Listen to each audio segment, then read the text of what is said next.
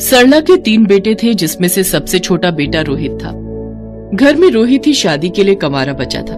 सरला उसके लिए लड़की ढूंढ रही थी। सरला की तलाश मोनिका नाम की लड़की पर जाकर खत्म होती है। मोनिका दिखने में बेहद खूबसूरत थी, साथ ही दहेज में ढेर सारा सामान भी लाने वाली थी, जिस वजह से सरला मोनिका को बहुत प्यार करती थी। ऐसे ही समय बीतता है। फिर एक दिन सरला अपनी बड़ी बहू कविता से कहती है, अरे बहू जल्दी से काम कर ले, शाम को हमने मोनिका के लिए हार भी लेने जाना है और गहने भी तो देखने हैं उसके लिए।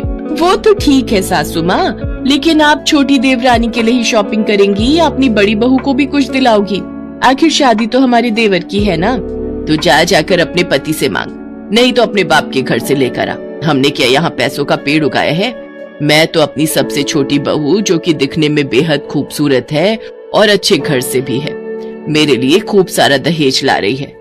मैं तो उसको ही सब दूंगी। तूने तो मेरे लिए किया ही क्या है?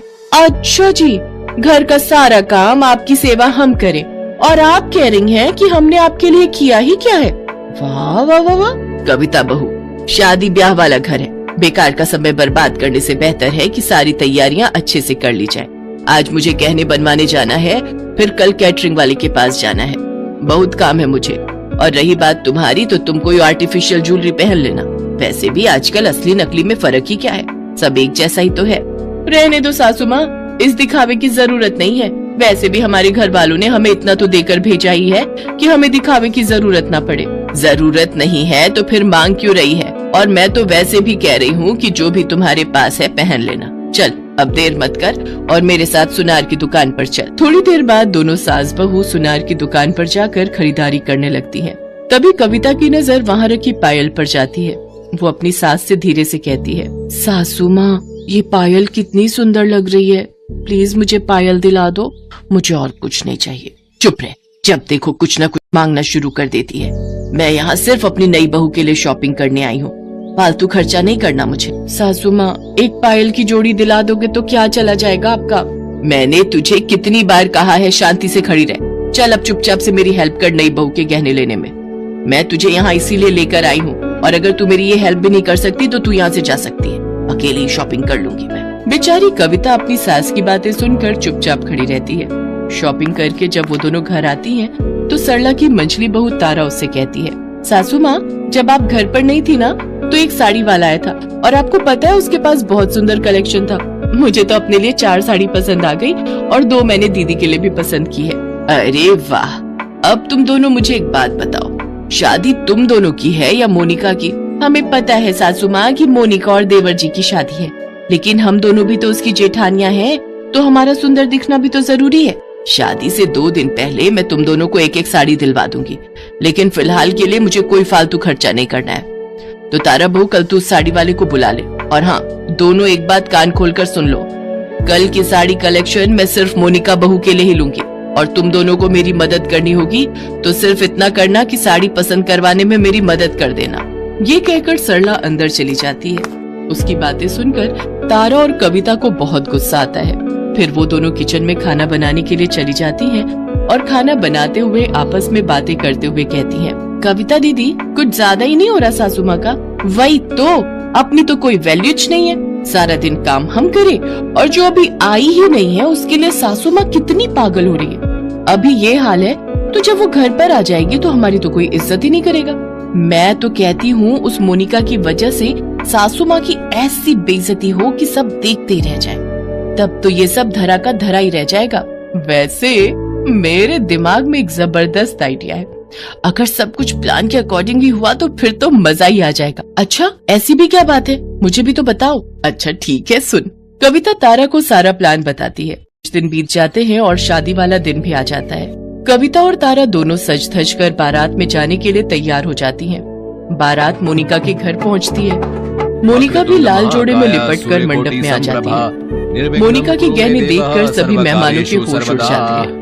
सरला ने बहुत ही भारी भरकम जेवर अपनी सबसे छोटी बहू के लिए बनवाए थे, लेकिन कविता और तारा को ये देखकर बहुत जलन होती है और आखिरकार मोनिका और रोहित की शादी हो जाती है। मोनिका शादी करके अपने ससुराल आती है तो सरला कहती है, ये है मेरी मोनिका बहू, जो दिखने में मेरी दोनों बहुओं से ज्यादा खूबसूरत है। और शादी में जो गहने मैंने दिए हैं वो तो इसकी खूबसूरती पर 4 चांद लगा रहे थे। ओले मेरी प्यारी बहू अब थक गई होगी।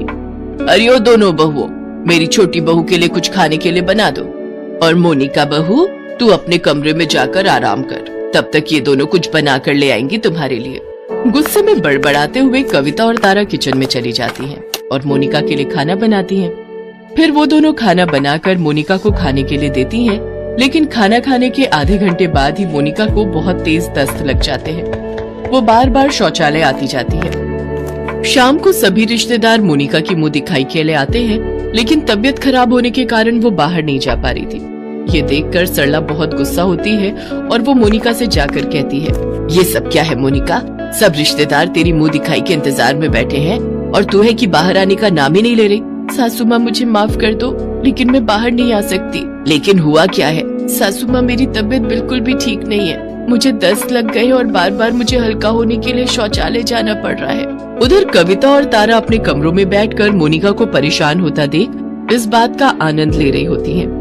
वो दोनों आपस में मोनिका की हालत को लेकर बातें कर रही होती हैं कि तभी वहाँ सरला आ जाती है और उन दोनों की सारी बातें सुन लेती है। ओह, तो ये सब तुम दोनों का किया धरा है। बेशर्मो, तुम दोनों को जरा भी शर्म नहीं आई ये सब करते हुए? इस मोनिका ने तुम दोनों का क्या बिगाड़ा था? अरे नाराजगी तो मुझसे थी, इसकी सजा मुझे। मालिनी भाभी, ये तो बहुत अजीब लग रहा है। अगर किसी ने हमें देख लिया तो हमारी इज्जत तो मिट्टी में मिल जाएगी। अरे काहे का शर्मा रही हो बहू रानी? हमें इतने साल हो गए, आज तक तो हमें किसी ने देखा नहीं, तो अब कौन देखेगा? चौधरी साहब से सब डरते हैं, इसलिए नदी किनारे कोई मर्द नहीं आता, सिर्फ औरतें ही नहाती हैं। सुधा को बहुत अजीब महसूस हो रहा था, पर वो करती क्या? मजबूरी में उसे मालिनी और बाकी की गांव की औरतों के साथ नदी में उतरना ही पड़ता है। बड़ी मुश्किल से सुधा नदी में नहाकर घर आती है। अब तो रोजाना ही वो मालिनी और बाकी की गांव की औरतों के साथ नदी पर नहाने लगी। धीरे धीरे जब सुधा को लगा कि सचमुच नदी के आसपास सिर्फ औरतें ही आती हैं, तो वो थोड़ी बेफिक्र हो गई। पर एक दिन जब सब बहुएं नदी पर नहा रही थी, मालिनी भाभी, लग रहा है कोई हमें देख रहा है। नहीं तो तुम्हारे मन का वहम है, लगता है तुम्हारा डर अभी तक नहीं गया है। चलो जल्दी से नहा लो, फिर घर चलते हैं। अगले दिन भी सुधा को ऐसा ही महसूस हुआ। मालिनी भाभी, मैं कह रही हूँ ना कि कोई है जो हमें देखता है। मुझे बार बार गलत महसूस नहीं हो सकता। अरे बहू रानी, तुम बेकार में ही डर रही हो। किसी की इतनी मजाल नहीं जो हमें नहाते हुए देख ले। और ये सच था, गांव वालों की इतनी हिम्मत नहीं थी कि वो गांव की बहुओं को खुले में नहाते हुए देख ले। तो आखिर कौन था जो उन सबको खुले में नहाते हुए देख रहा था? अरे यार मगन, ये गांव तो बहुत बढ़िया है यार।